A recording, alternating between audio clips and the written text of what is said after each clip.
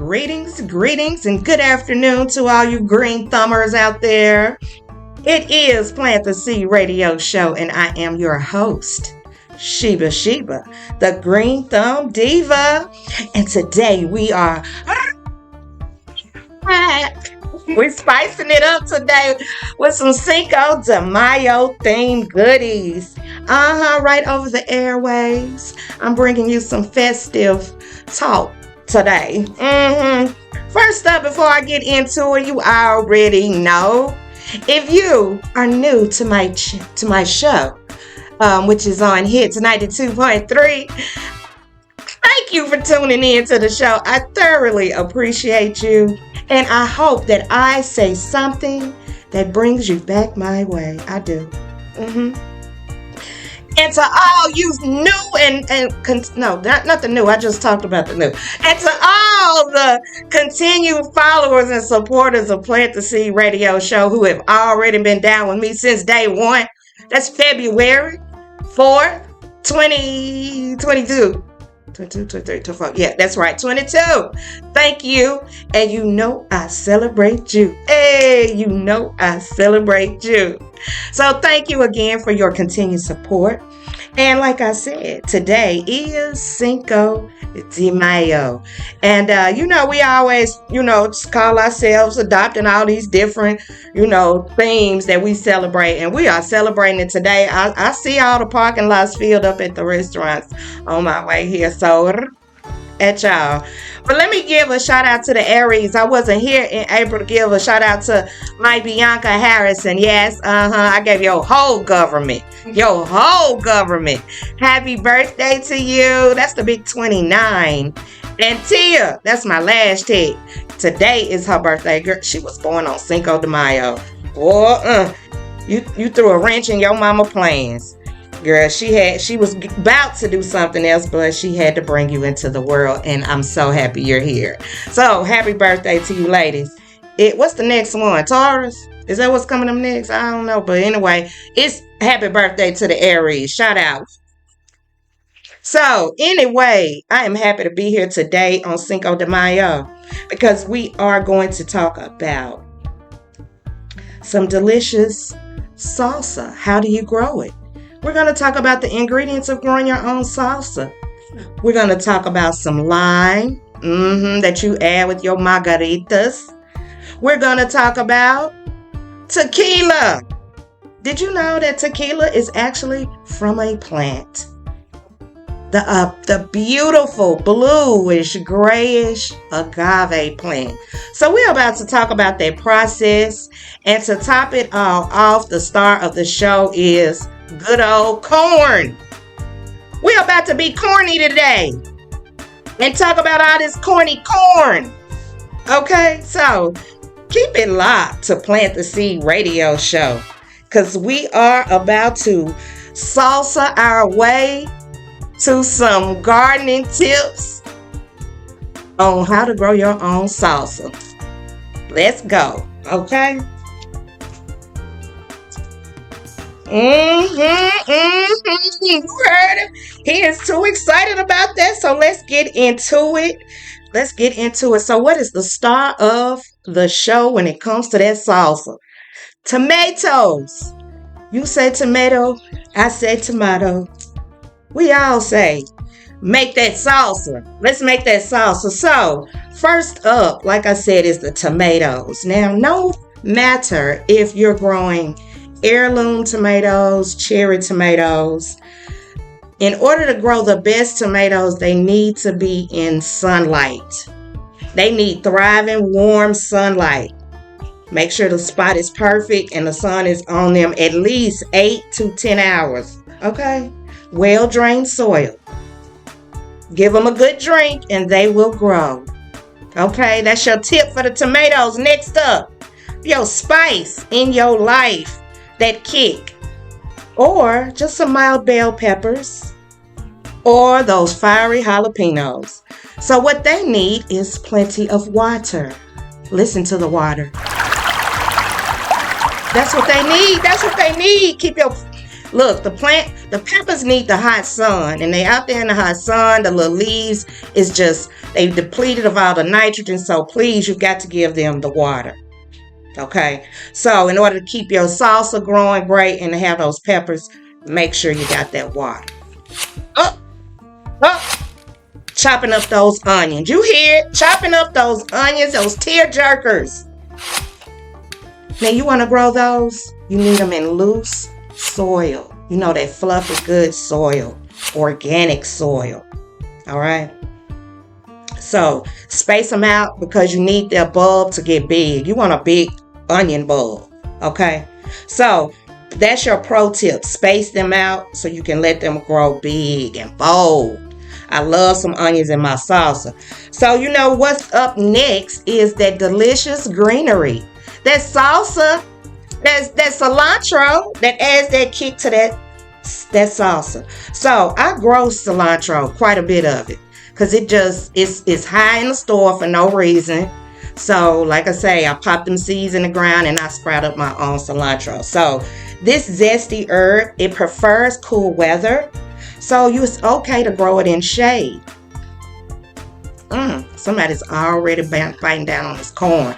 But listen, grow your herbs in some shade, this cilantro, and you can add it to any of your tacos, any of your fiesta foods, okay? And easy to grow herb is cilantro. Now, what did I tell you was another star of the show? Because it's the base of everything. That corn.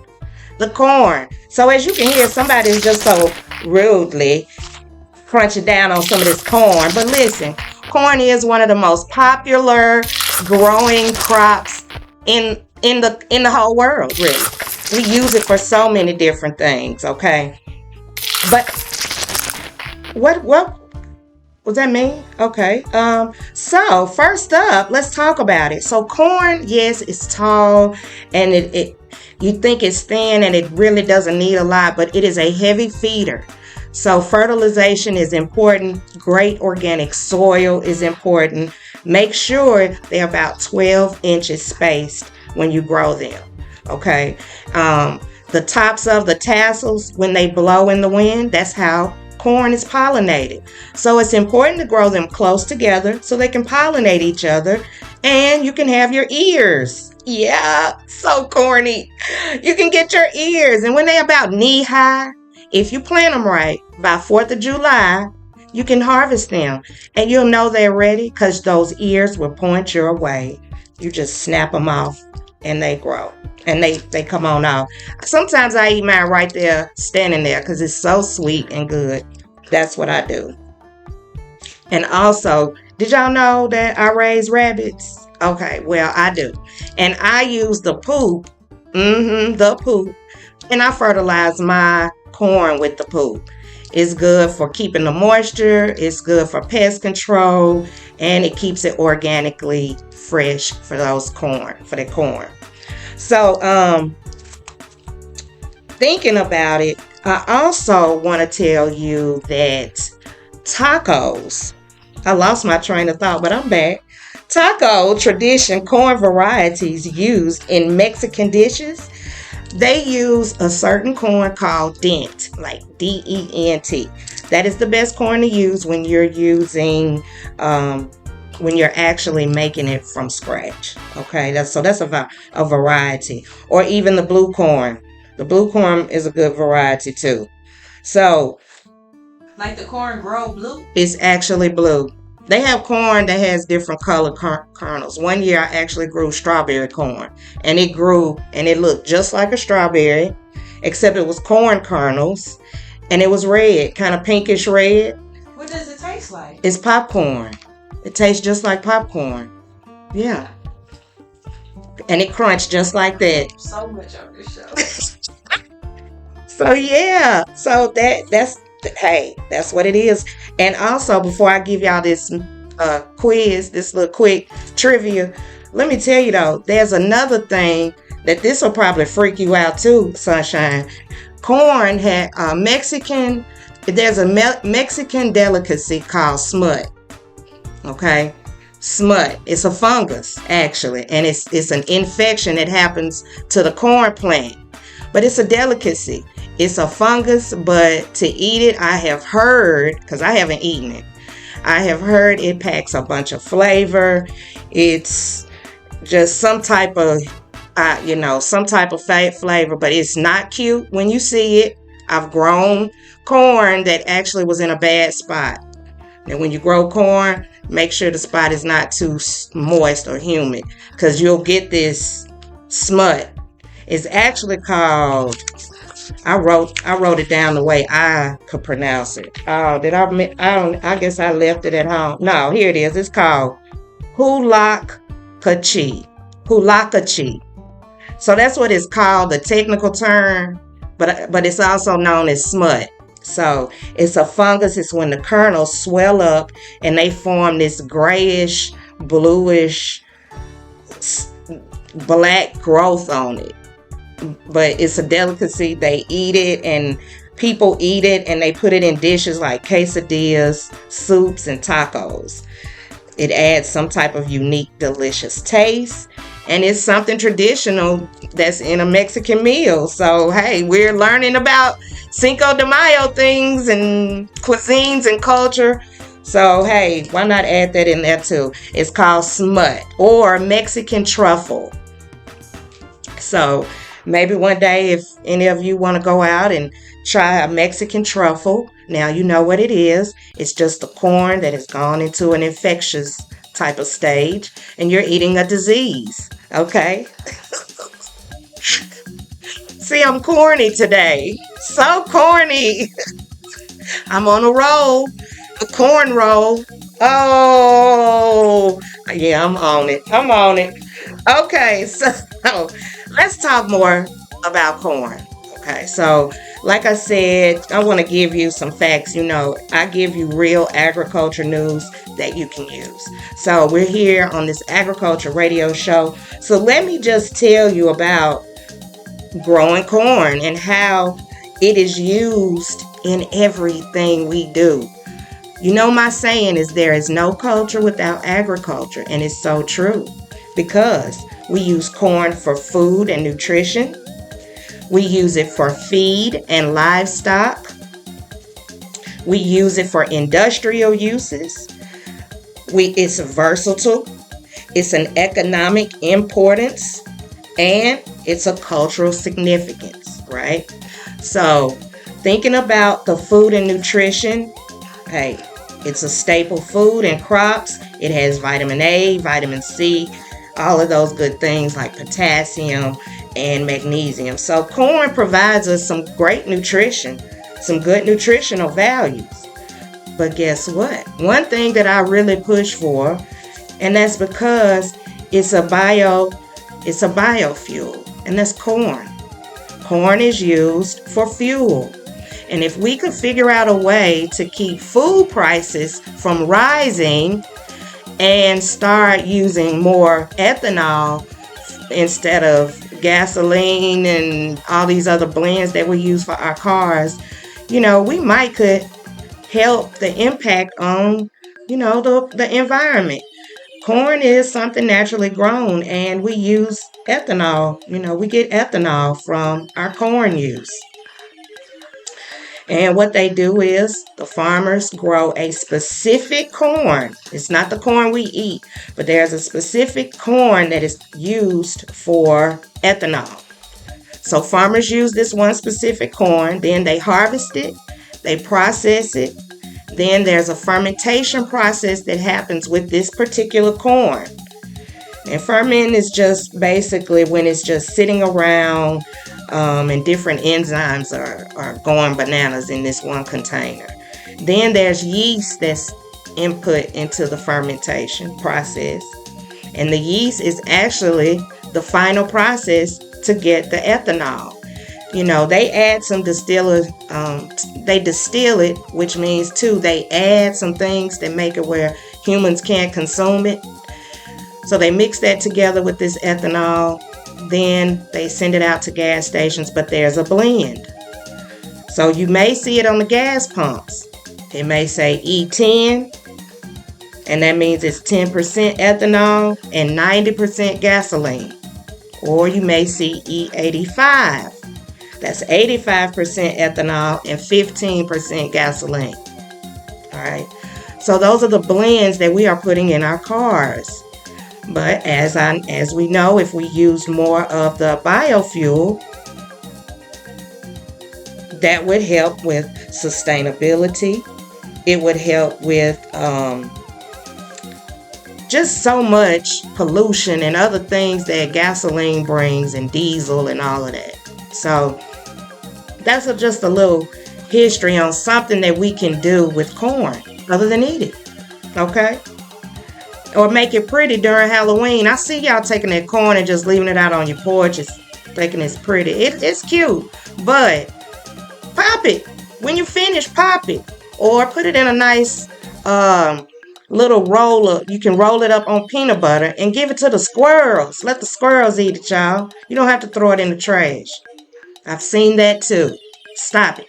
Feed the babies outside. The squirrels need that corn. But look, let me tell you about some corn in the U.S. So the U.S. does export corn. We're one of the top exporters of corn, actually. So per year, we export. That means we're sending it out. We grow it here in the U.S. and then we send it out. We send it out in 50 to 70 million metric tons annually. Baby, it's big business in this corn. It's big business. If you got some land and you can grow that corn commercially and you can do it, get to it. We send it out to places like Asia, Japan, South Korea, Taiwan, Latin America, Mexico, and Colombia. Just a little bit are we importing. When we do import, it's usually from Canada or maybe somebody is just a close country and we'll get some from there. But we're the largest export of corn, so we don't really have to buy it from anybody. So overall, the United States, we actually maintain a positive trade balance in corn, meaning it exports more corn than we import, just like I said.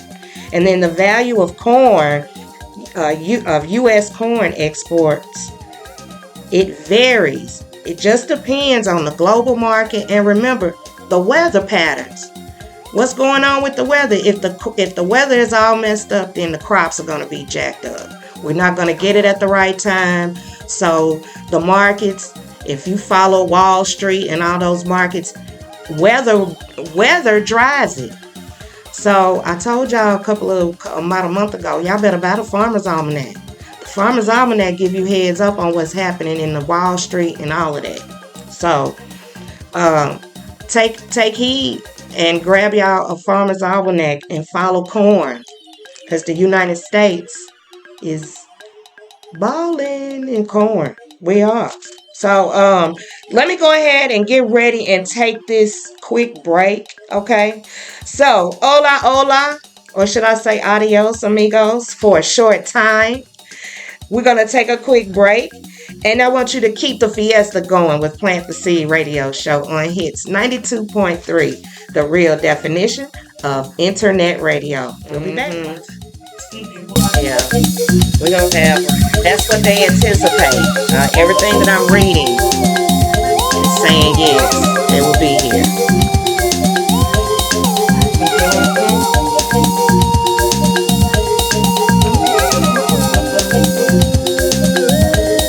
Cicada sensation, baby. Everybody everywhere is freaking out. Are they coming here? Are they coming there? Are they coming here? Are they gonna eat me? Are they gonna eat me? Wait, I heard people eat them. Yup, they do. So look, before we get into that, you better tune in next week, 3 o'clock Sunday, right on Hits 92.3 with your girl, Shiba, the Green Thumb Diva. And check it out. It is a Mother's Day show, so we are going to talk about some roses. But the main goal is those cicadas. I want us to talk about that, okay? And I think I'll have a guest that day too. So anyway, before I get into the limes and the tequila, agave plant. I jumped right over that, but anyway, it's the agave plant. I have to ask you this trivia question, okay? Now let me find my little trivia, because I'm about to ask you a little corny trivia question. If I can find it, if I can't, I'll come back to it. I sure will. Because I can't be me without being a little corny. So let me see. Here we go. I found it. You're so lucky. So listen, here's a little corny fun. So this is a true or false. A true or false. Why did I put a T in that? I don't know. But anyway, I promise y'all, I have not had any agave plant. So, not yet. So, true or false? Corn is a grain, a vegetable, and a fruit all at the same time. At the end, I'll reveal it. True or false? Is it a grain, a vegetable, and a fruit all at the same time? Okay? Keep it locked so you can hear the answer. All right? Don't be cheating. Quit always trying to go to this AI stuff. Y'all be trying to do that AI stuff. Don't do it. Guess. You probably don't get it right. So anyway, let's get to it. So I want to talk to you about some limes because limes are it's an easy citrus fruit that you can grow in a pot. You can grow it right in a container. You don't need acres and acres of land. I try to inform you that growing your own food, being sustainable, is possible. So let's talk about it. Let's talk about these zesty limes and let's discover how you can grow them right in your backyard. And you know, when you have your little shingdings, it'll elevate your little parties. Because you'll be like, hold on, let me go out here and grab a lime. Cut them up. Go out there. Let the people see you walk out there and pluck your lime off your tree. Pop your collar. That's how you pop your collar, honey. Pluck your lime and slice that thing up right there in front of them. Then garnish their cocktail with that lime that you grew. Talk about popping collars. Yes, pop it. So look, first off, when you are cultivating these trees in your backyard, which are incredibly rewarding, and once they start providing you fruit, they never stop just about. They are very prolific. You'll know when that lime tree is in its final stages. It will just completely stop. But until then, limes thrive better in warm climates with plenty of sunlight and well-drained soil. If you're growing them in containers, make sure it has a good drainage. Now, lime trees, those orchards, they cannot be soggy. They don't like wet feet. So make sure you have good drainage and protect them from frost. So no early spring, frost. Remember, you've got to get those out. I would say after April 14th. Keep it safe. Sometimes, I know like we had last year in Georgia, we had a late frost. We didn't have a peach in the state. Not a peach. We had to get ours imported in. So we wasn't exporting anything because we had that late frost. So protect your lime trees from that. And organically, there are ways you can handle pest management. There's some little twist ties that has this pheromone on it that they think when they inhale it, the pests think that it's something else like a prey. So they stay away from the tree. And it's just as big as a twist tie like on your bread. You just twist it on the branches of your trees and that's organically keeping those pests off of it. Okay? Now lime trees, you have to water them a lot. So get you some type of water irrigation system is important. Rain catching. Catch your rain. Save it. Use that to water them. Okay? Especially during dry spells. Here in Georgia, we have them every so often. But wherever you are, make sure you have a plan B if you have a dry spell. And again, keep your eyes out for those pests. Use some rabbit poop too around the base of it at the bottom. Y'all. I put my foot down. I put a stamp, a guarantee on that doggone rabbit poop. Because it's good for so much. So, take heed. Get you some rabbit poop. I think I have a rabbit that is about to have some kits. That's the correct term. So, if so, y'all need to stay close to the Plant the Seed Radio Show Facebook page and on Instagram and Facebook because I will be giving those away. Because I can't house anymore. I can't house anymore. My husband is gonna say, "Look here, you and those rabbits." No, he won't. He won't. Hey, baby. Hey. Okay, I'm through. Look, about these limes, y'all. Now, the benefit of growing your own limes are for your cocktails and cooking. I know sometimes when I'm cooking my salmon, I squeeze a little lime on my salmon. That's if I don't have any lemons. It's citrus. It all does the same to me for my salmon.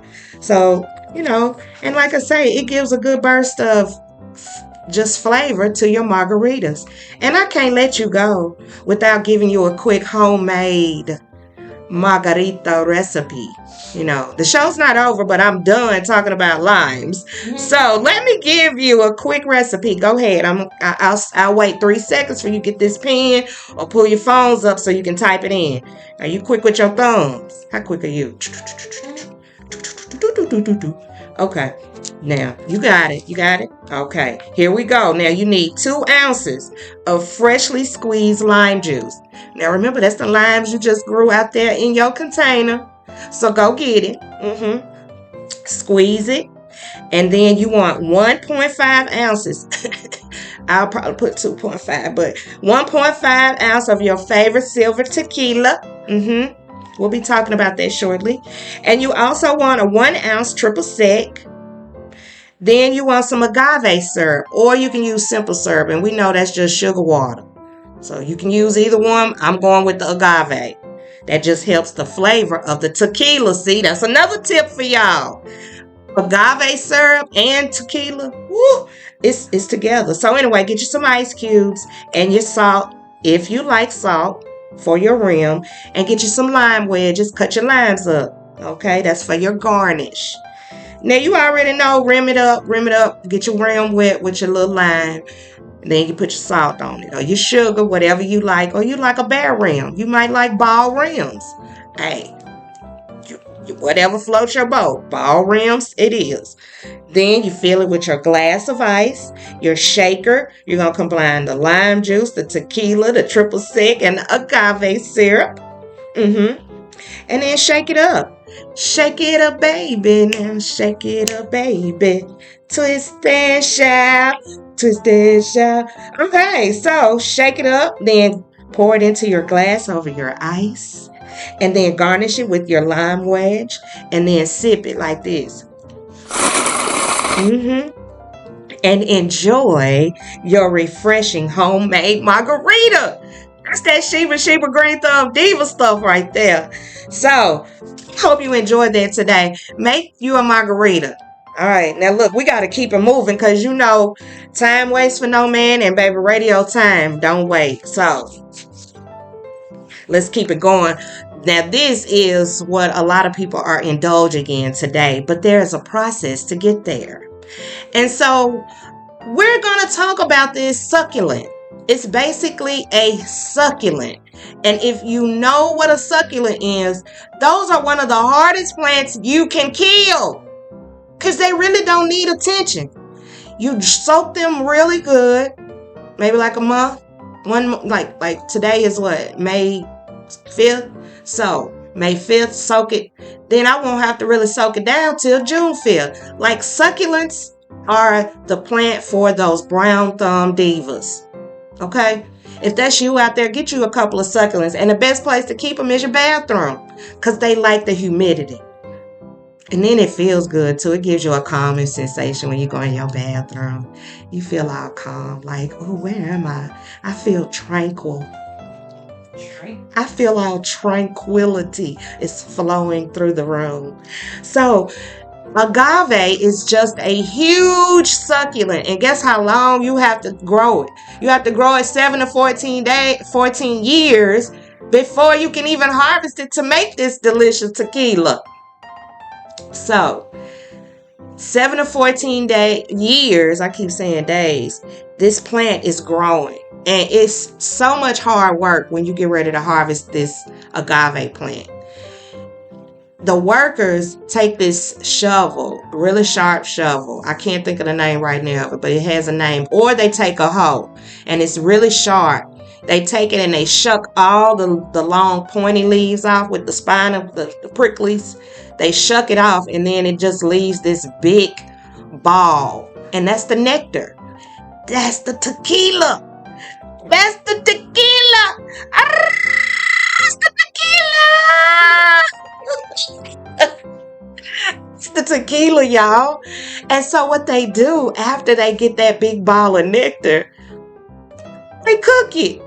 They don't cook it, okay, Shiba, don't say it like this. So they basically bake it on slow overnight for at least 24 hours. And it turns to this like really mushy brown texture. And then they take ox. Don't tell me how, don't ask me, none of my business how I know all this, but I know it. Y'all in my business, you're in my business. But this ox, they take two ox and it walks around this circle. But the ox have this big pressure. It's a stone attached to it. And it pushes all the liquid out. The liquid is the tequila. It's the tequila, y'all. So once they get all that liquid out, they drain it and then they put it in these barrels and it sits there in these barrels for like a year. And after that, they do whatever they're gonna do to it, get the color right, harvest the right plant, do whatever, then they bottle it up and baby, it's out the door. And that's tequila. That is tequila. It's nothing added. It's a straight plant. It's a straight up plant. They don't add flavor. What gives the different flavor of the tequilas, because I know they have like an orange flavor. They have silver, or it might not be a flavor that they have. It's whatever type of agave plant that they use. There's over 17,000 different succulent plants. And different succulents, different agave plants give a different flavor. So Patron, say for instance, because that is one of my favorite brands. Maybe shameless plug, they'll hear this and maybe want to holler back at your girl because I believe in their brand. Truly, I do. So tequila, for instance, they have a silver, and it just depends on the type of plant. Okay, and again, they harvest it in 7 to 14 days. There's a place called Jalisco. Jalisco is in Mexico, and that's one of the main places that this agave plant really grows well. So it needs tropical, it needs heat, and it's okay with old loamy, sandy soil. It don't need all that soil drainage and all that. It doesn't need all that. I told you, succulents are an easy plant. We all should be able to grow one. I had one in my window, but my little grandbabies done demolished the leaves. All the leaves is gone. I think I have 3. But guess what? The easy thing about that succulent, I can pick up those leaves and just put it in some moist soil. And what about little white roots will start to sprout out from the leaves, and then boom, I got another succulent plant. Propagation, baby. Let me pop my collar, y'all. Y'all can't see me, but I did. Propagation is my middle name. I keep those plants going. They the plant, that's the gift that keeps on giving. But about the this agave plant, so remember that the little pricklies on the side of it, that is also a way to you want to just, from the spiky embrace of the agave, I'm just reading something first, y'all. So it just says, from the spiky embrace of the agave to the smooth pour of tequila, it's been a journey worth celebrating. Okay. So it does. Tequila really is, if it's a good brand, it's smooth. Now, that's if you're into clear liquor. I know some of you guys like the brown, but Jose Cuervo, another shameless plug. I love the taste of Jose as well. They use a different type of agave plant. Now, I don't have that information with me, but I do recall having a little tequila. I went to a tequila course, basically, and I learned about the different agave plants. And Jose used a different type of agave plant. But all of this is agriculture because it's land that they're using. They're also dealing with a lot of land erosion. And when land erodes away, the topsoil of it starts moving and shifting away, that just exposes the land, and the sun that's beaming down on it, that's just causing more and more bad greenhouse gases, basically. It's not leaving any protection. So listen, well, I told y'all we only have one planet. Well, just one. We're not going to get another one. They aren't making new land.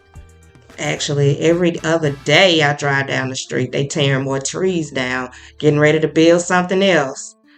Shoot, we got 2 moles in our yard. We've been in our home over 12 years. We have never, ever had moles.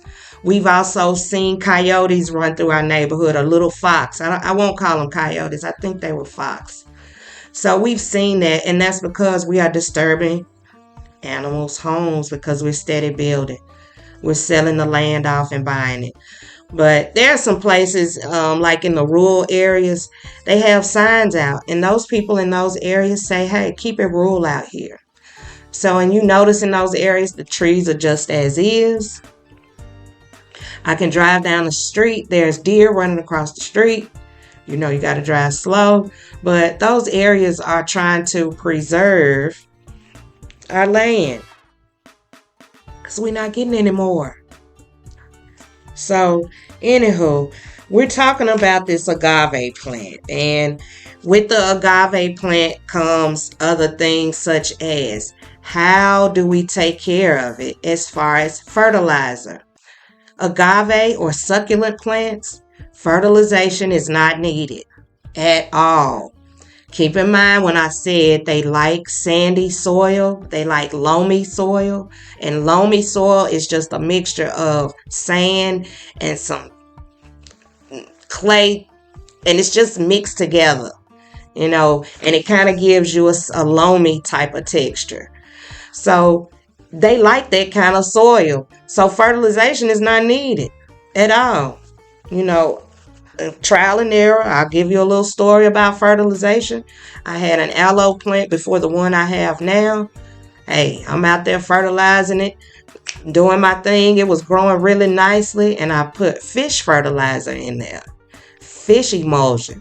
Fish emulsion is fish poop. Now, it's goodness in the poop, as long as they eating good stuff, can't be doing it if they eating meat. No, you don't use it. So anyway, I poured that fish emulsion on my aloe plant. Came back out the next day, the whole plant was brown and dead. It was shriveled up. It looked like E.T. Remember when E.T. was dying and he wanted to go home? He has changed his whole color.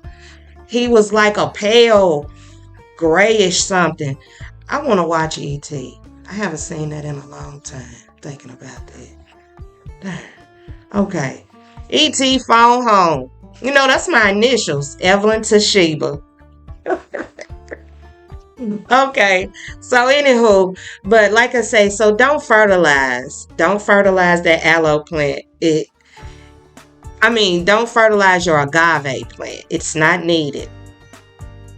It does like a lot of sun and a lot of heat, and it's okay as far as drought.